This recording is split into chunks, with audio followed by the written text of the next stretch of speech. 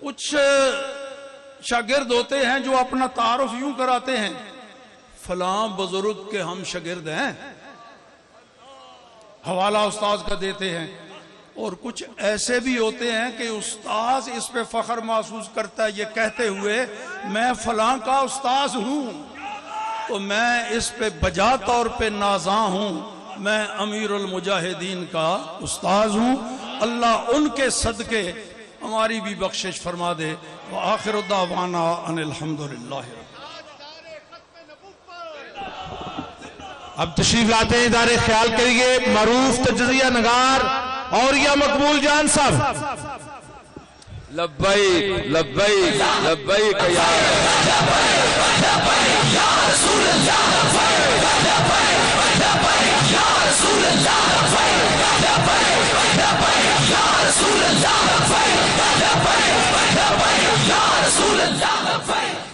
الحمدللہ الحمدللہ وکفا وسلام علی عبادہ الذین اصطفیٰ، اما بعد فاعوذ باللہ من الشیطان الرجیم، بسم اللہ الرحمن الرحیم۔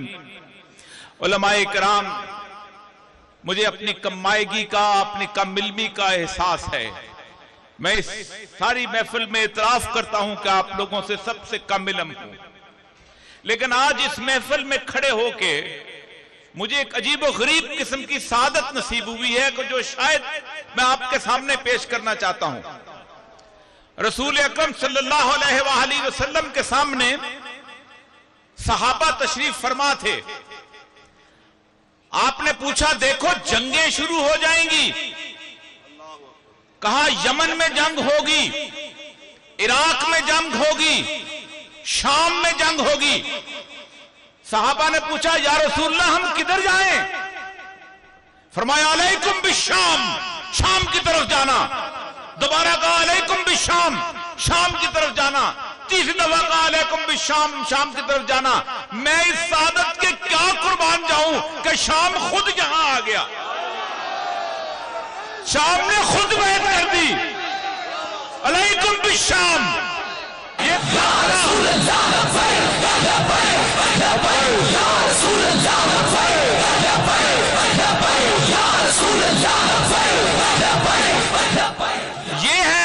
یہ ہے وہ دھرتی جس کے بارے میں رسول اللہ کی حدیث اقبال بیان کرتے ہیں اور کہتے ہیں میرے عرب کو آئی ٹھنڈی ہوا یہاں سے۔ میرے نبی پاک سید الانبیاء صلی اللہ علیہ وسلم کو اور اس خطے سے ٹھنڈی ہوا آتی تھی، اس خطے میں شام چل کے آ گیا۔ علیکم بالشام۔ میں زیادہ باتیں نہیں کرنا چاہتا، اس لیے کہ علامہ صاحب کی زندگی کے چند لمحوں کے طفیل مجھے وہ کیفیتیں حاصل ہوئی ہیں کہ جو 65 سال کی عمر میں حاصل نہیں ہوئی تھی۔ ایک بات یاد رکھیے، ہم سب کا اجتماع، ہم سب کا یہاں ہونا ایک اور شخص کی جوتیوں کی صدقے ہے۔ وہ علامہ، وہ علامہ نہیں ہے، وہ غازی ممتاز قادری ہے۔ میں سچی بات کہتا ہوں، کھل کے کہتا ہوں کہ اس شخص کی قربانی یہ ثابت کر گئی تھی کہ اس دھرتی میں بھی لوگ زندہ ہیں۔ یہ میڈیا کے لوگ بیٹھے ہیں، ایک آخری ازالہ کر کے جانا چاہتا ہوں۔ بہت سے لوگ کہتے ہوں گے کہ سلمان تاثیر نے کوئی ایسی کیا بات کہہ دی تھی کہ اس کو قتل کر دیا گیا۔ میری آخری جو اس کی ٹی وی کے اندر مناظرہ ہوا تھا وہ میرے ساتھ ہوا تھا ایک شو کے اندر۔ آسیہ نے چند لوگوں کے سامنے رسول اللہ کی توہین کی تھی۔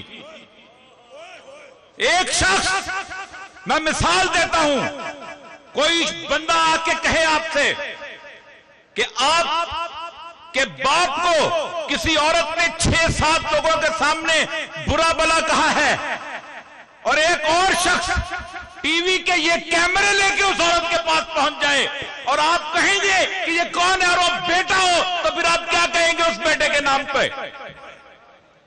اس نے 22 کروڑ لوگوں کے سامنے ان لوگوں کا دل چل نہیں کیا تھا۔ کوئی شک نہیں ہے مجھے اس کے گستاخ ہونے پہ، کوئی شک نہیں ہے۔ گستاخ رسول کی ایک سزا، گستاخ رسول کی ایک سزا۔ میں نے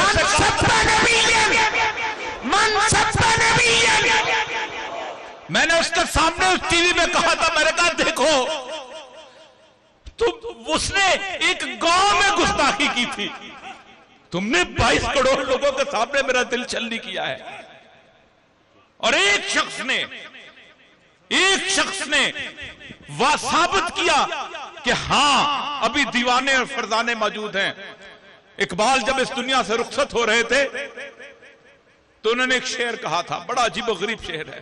آج مجھے علامہ خادم حسین رضوی صاحب کو یہاں کھڑے ہوئے آخری دفعہ مجھے یاد ہے اچھی طرح, چند عرصہ پہلے میں ان سے ملاقات کے لیے حاضر ہوا تھا, ان کی دستبوسی کے لیے حاضر ہوا تھا.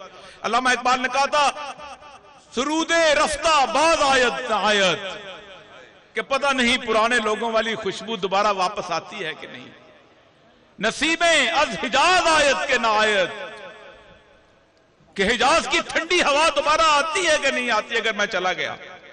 سرآمد روزگار ای فقیرے دیگر دانائے راز آیت کے نہ آیت, کہ اس فقیر چلا گیا ہے پھر دوبارہ کوئی دانائے راز آتا کہ نہیں آتا ہے. آج اتنا عرصہ گزر گیا ہے.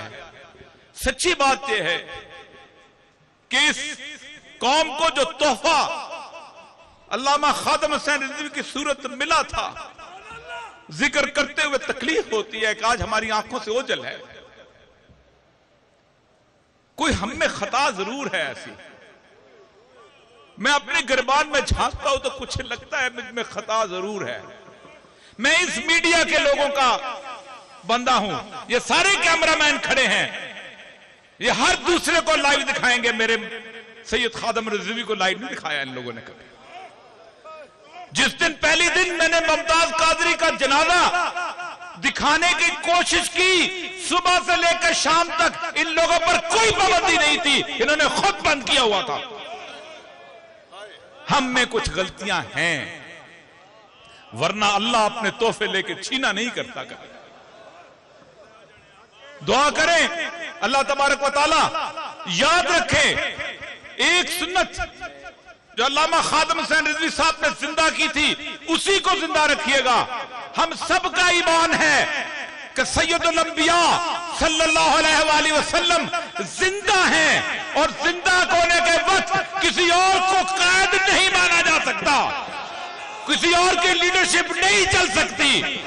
میں ان تمام علماء سے کہتا ہوں نکلو ان جگہوں سے, ان علاقوں سے کہ جہاں پر وہ لوگ بیٹھے ہیں جنہوں نے 70 سال سید الانبیاء صلی اللہ علیہ وآلہ وسلم کی توہین کی ہے, جنہوں نے ختم نبوت پہ ڈاکے ڈالے ہیں. تمہارا اگر حساب ان کے ساتھ ہے تو تمہیں مبارک, ہمارا حساب ایک نعرہ آخری لگاتے جائے گا, لبیک.